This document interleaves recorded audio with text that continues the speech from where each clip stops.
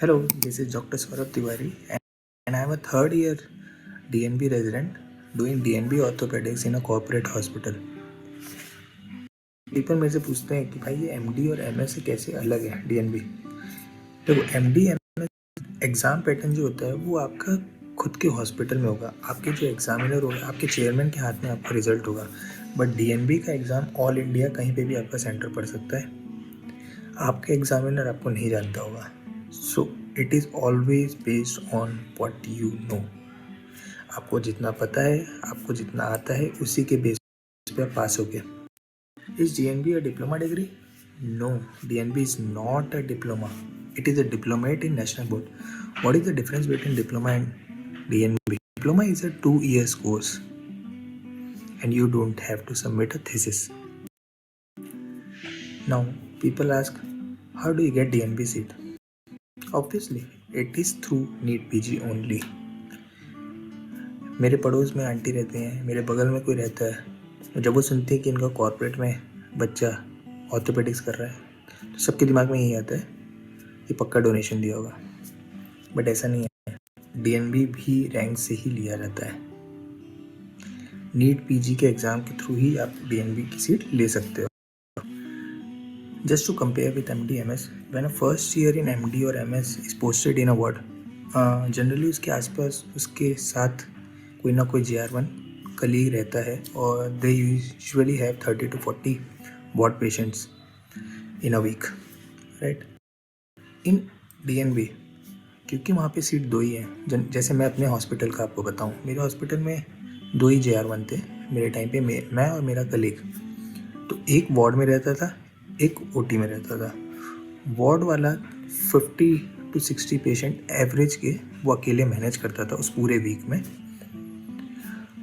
सिर्फ वार्ड नहीं, इमरजेंसी भी वही मैनेज करता था, और जो दूसरा मेरा जो कलीग रहता था वो ओटी का हर चीज़ मैनेज करता था।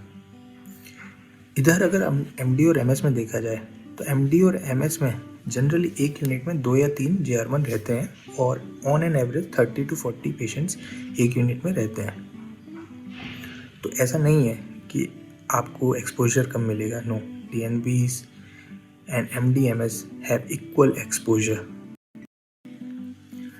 वर्किंग आवर या ड्यूटी आवर्स, NB के रूल के according DNB trainee should do maximum of 48 hours per week with a 1 week off, है ना।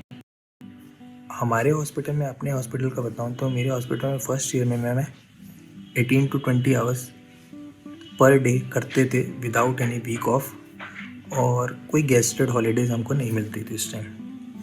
30 कैजुअल लीव्स मिलती है जो हर DNB स्टूडेंट को मिलती है पर ईयर, पर एनम के हिसाब से। कॉर्पोरेट हॉस्पिटल में जनरली ऐसे केसेस आते हैं जो एक हॉस्पिटल में पहले ट्रीटमेंट लिए, दूसरे हॉस्पिटल में लिए, तीसरे हॉस्पिटल में लिए, चौथे हॉस्पिटल में लिए, इन्फेक्ट हो गया, फिर आपके पास जनरली ऐसे केसेस आते हैं। गवर्नमेंट हॉस्पिटल के ज़्यादातर डामा किए हुए केसेस, लामा किए हुए केसेस आपके हॉस्पिटल में आते हैं। तो इनको ट्रीट करना, इनका आउटकम जानना ज़्यादा एडवांटेज देता है एग्ज़ाम्स में। तो देखो, अब क्या हो गया, आयुष्मान का कार्ड मिल गया है, हर किसी के पास, ज़्यादातर के पास आयुष्मान का कार्ड है। तो अब पेशेंट, पहले क्या होता था कॉर्पोरेट हॉस्पिटल में, गरीब पेशेंट्स, पुअर पेशेंट्स, वो सब नहीं आते थे, but now they are coming with Ayushman card. तो मेरे हॉस्पिटल में क्या है कि कॉर्पोरेट होने के बाद भी मेरे को ऐसी फील आती है कि मैं गवर्नमेंट में काम करता हूँ, बिकॉज पर वीक एवरेज 50 पेशेंट्स का रहता है। सेकंड, यस, एक ही पॉइंट है कि जिस स्टेट में आपको DNB की सीट मिली होगी, वहाँ पे जो MD MS के रेजिडेंट्स को सैलरी मिल रही होगी गवर्नमेंट हॉस्पिटल में, उससे आपको सैलरी 15 to 20,000 कम मिलेगी। ये बिल्कुल सच है। बट जब आप DNB कर लोगे, DNB करने के बाद जब आप बाहर जाओगे तो आप हमेशा एक सैलरी पैकेज देखोगे, तो उसमें MD MS DNB तीनों को सिमिलर पैकेज दिया जाता है। एक और चीज़ एडवांटेज ये है कि आजकल कॉर्पोरेट हॉस्पिटल, जितने बड़े से बड़े हॉस्पिटल है, वहाँ पर DNB को प्रेफर किया जाता है। सर्जिकल एक्सपोजर, ये एक मिथ है कि DNBs को सर्जरी करने को नहीं मिलती है, सर्जिकल एक्सपोजर नहीं मिलता, उनको OT में घुसने नहीं दिया जाता है। बट ऐसा नहीं है। आपके इंस्टीट्यूट जहाँ पर आपको DNB की सीट मिली है, वहाँ पर डिपेंड करता है कि आपको कितना सर्जिकल एक्सपोजर मिलेगा। आप मेरे केस में अगर देख लो, तो मैं अपने आप को लकी मानता हूँ कि मैं एक ऐसे इंस्टीट्यूट में आया जहाँ पर सर्जिकल एक्सपोजर बहुत ज़्यादा था। मैं फर्स्ट ईयर रेजिडेंटशिप में ही मेरे को क्लेविकल प्लेटिंग और पीएफएन मिल गया था, सेकंड मंथ में ही। मतलब मुझे 2 महीने हुआ था ज्वाइन किए हुए, और मेरे को क्लेविकल प्लेटिंग और पीएफएन सोलो इंडिपेंडेंट मिल गया था। बट यस, कॉर्पोरेट हॉस्पिटल में सर्जिकल एक्सपोजर रेजिडेंट को बहुत कम दिया जाता है। हार्डली 10 से 15% इंस्टीट्यूट ही है इंडिया में जहाँ पर आपको सर्जिकल एक्सपोजर अच्छा मिलेगा डीएनबी में। और इसका एक रीज़न भी है। कॉर्पोरेट हॉस्पिटल में ज़्यादातर वीआईपी पेशेंट्स आते हैं और वहाँ पे क्वालिटी को कॉम्प्रोमाइज़ नहीं किया जाता है। तो वहाँ पर जनरली केसेस को कंसल्टेंट, प्रोफेसर्स ये सब ही मैनेज करते हैं। रेजिडेंट्स को छोटे केसेस दिए जाते हैं। मेरी मानो तो आप उस हॉस्पिटल में अगर जा रहे हो, डीएनबी की सीट के बारे में पता कर रहे हो, तो वहाँ के सीनियर्स की बात कभी मत मानना। वहाँ के सीनियर्स ऑलरेडी 1 साल से अपने जूनियर्स का वेट कर रहे हैं। तो आप अगर उनसे पूछोगे सर यहाँ का ड्यूटी आवर्स क्या है, सर यहाँ पे कितना वीक ऑफ मिलता है, सर यहाँ पे स्टाइपेंड कितना मिलता है, वो जो बताएंगे वो ज़रूरी नहीं है सच हो।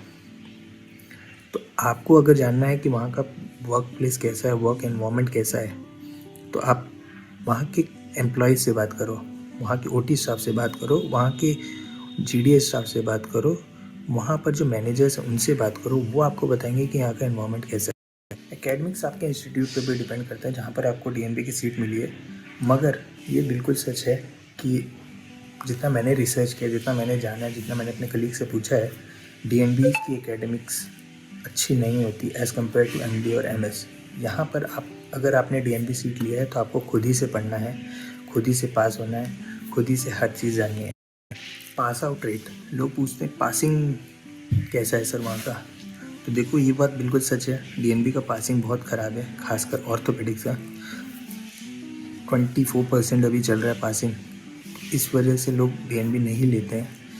But gradually year by year passing rate is increasing, और होपफुली 2-3 ईयर्स के बाद आप देखोगे कि 60-70% एटलीस्ट हो चुका होगा, मुझे जितना लगता है। एमडी एमएस का जो फाइनल एग्ज़ाम होगा वो आपके खुद के हॉस्पिटल में होगा, तो इसलिए पासिंग रेट ज़्यादा होता है। आपको 3 साल सीनियर जो बोल रहे हो बस वही करना होता है, हर चीज़ वही करना होता है, बाद में जा कर के आप पास हो जाते हो। डीएनबी का ऐसा नहीं है। डीएनबी का एग्ज़ाम ऑल इंडिया कहीं पे भी सेंटर पड़ सकता है। आपका एग्ज़ामिनर कोई भी हो सकता है और वो एग्ज़ामिनर आपको नहीं जानता होगा। तो यहाँ बात आती है आपके खुद के टैलेंट की। So if you want my final thoughts whether you should take DNB or MD or MS, first go for MD and MS. Not because it is superior to DNB or anything, no. MD MS is not superior to DNB, it is equivalent to DNB. But यहाँ पर बात आती है passing और academics की। इस मामले में मैं MD और MS को ज़्यादा प्रेफरेंस दूंगा, इसलिए आप हमेशा पहली चॉइस MD और MS रखना। बट इन केस आपको MD MS नहीं मिल पाता, go for DNB in a good hospital. उस हॉस्पिटल के बारे में जानिए, उस हॉस्पिटल में कितने बेड हैं, उस हॉस्पिटल का करिकुलम कैसे चलता है, एकेडमिक्स कैसा है, वहाँ का वर्क प्लेस कैसा है, वर्क एनवायरनमेंट कैसा है, टॉक्सिसिटी कितनी है, ये सब जानने के बाद ही आप उस किसी इंस्टीट्यूट में DNB लीजिएगा।